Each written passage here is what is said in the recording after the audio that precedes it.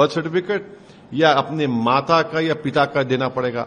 और जो वोटर पैदा हुआ 2/12/2004 के बाद, उसको खुद का देना पड़ेगा, अपनी मां का भी और पिता का भी देना पड़ेगा। हमको ये बताइए कि सीमांचल का एक इलाका है, साल में 2 महीने वहां पर जमीन कट जाती है, हजारों एकड़ जमीन कटती है, घर बह जाते हैं, कई अस्पताल जो हैं बंद हो चुके हैं बिहार में, जैसा पुल गिरता है अस्पताल भी बंद हो जाते हैं, कई इसमें म्युनिसिपैलिटीज मर्ज हो चुके हैं, कई पंचायत मर्ज हो चुके हैं, आग लगती है। ये कैसे होगा 1 महीने में सब चीजें ये?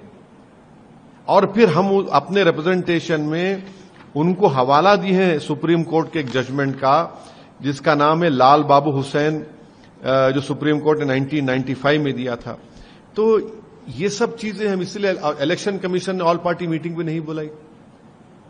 इतना जल्दी कैसे होगा? आप अपने बीएलओस को ट्रेनिंग नहीं देंगे और बीएलओस को आप पावर्स दे रहे हैं। इसीलिए हमको अप्रेहेंशन है कि कई लोगों के नाम नहीं आएंगे।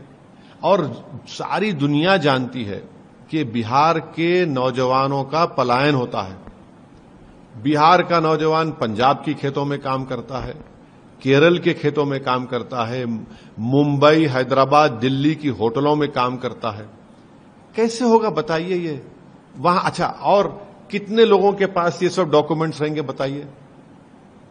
ये सब चीजें इसलिए हम चाहते हैं कि इलेक्शन कमीशन इस पर हमारे रिप्रेजेंटेशन में गौर करे, किसी भी जेन्युइन इंडियन का नाम मिस ना हो, वोटर्स को अपना वोट मिले डालने के लिए, वरना तो बड़ा मुश्किल हो जाएगा ये। सर, आप इस बात से इनकार नहीं करते क्या कि सीमांचल जैसा एरिया है वहां पे घुसपैठी है? कहां?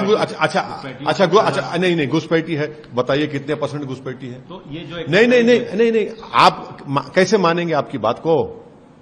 घुसपैठी का अगर आप कह रहे हैं तो डेटा तो कुछ होना चाहिए कि आप अगर उस कंक्लूजन पे आप आए, आपके डेटा क्या है, उसका क्वांटम रेशियो क्या है बताइए आप।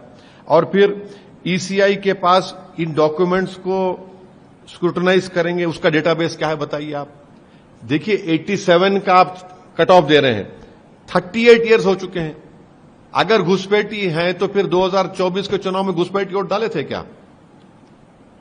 अगर घुसपैठी है, चलिए मान लिए, तो क्या 2024 के चुनाव में इसीलिए ये रिजल्ट आया क्या?